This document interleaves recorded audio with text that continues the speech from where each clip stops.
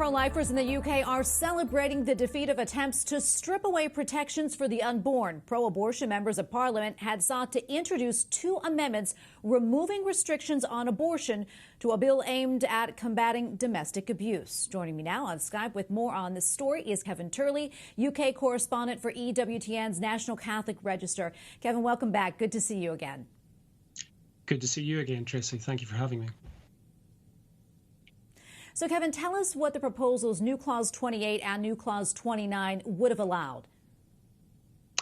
Well, this is very interesting. The government at the moment has what's known as a flagship bill going through Parliament, which is to do with domestic abuse, women in domestic violence situations.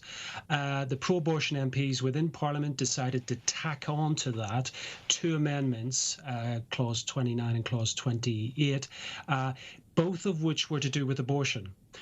Nothing to do with domestic violence.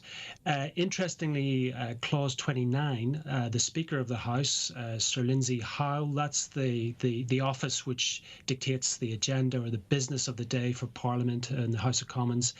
He said, actually, this is about introducing abortion up to 28 weeks. The law at the moment stands at 24 weeks. Therefore, it's not going to be selected for debate. It's beyond the scope of this act.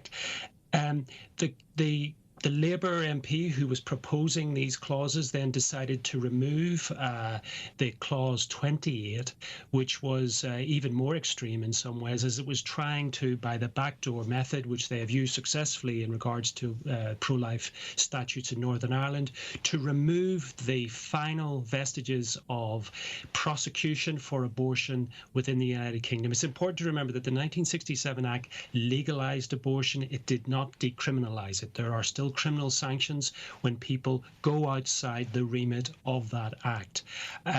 Clause 28 would have effectively decriminalised abortion within England, Wales and Scotland.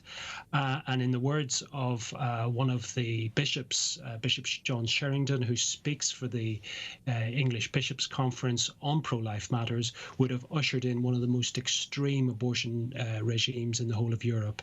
So we have these two abortion amendments which are nothing to do with domestic violence being tacked on. They used this parliamentary manoeuvre successfully against Northern Ireland. Monday of this week, July 6th, it didn't work. And interestingly, in terms of going forwards with this, the Speaker actually said this has got nothing to do with what we're actually discussing here in terms of legislation. We don't have much time left, but I know this once again highlights the safety concerns related to at-home medical abortions, especially during the coronavirus crisis. Can you talk a little bit about that?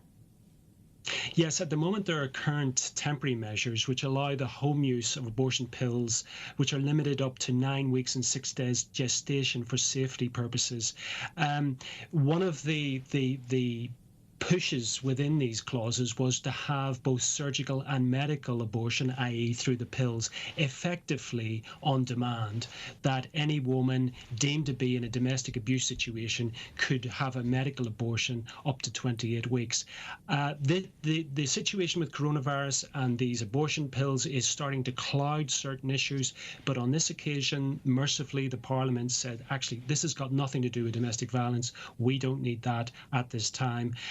However, I think at the top you said it was a victory for pro-life. It's good news for pro-life. However, knowing the ideology behind the MPs who are forcing this through or trying to force this debate, I suspect it's a tactical withdrawal, Tracy, and I'm almost certain they'll be back again and they will try this parliamentary manoeuvre one more time.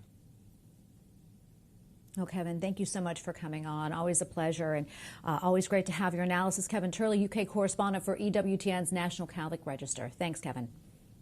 Thank you, Tracy.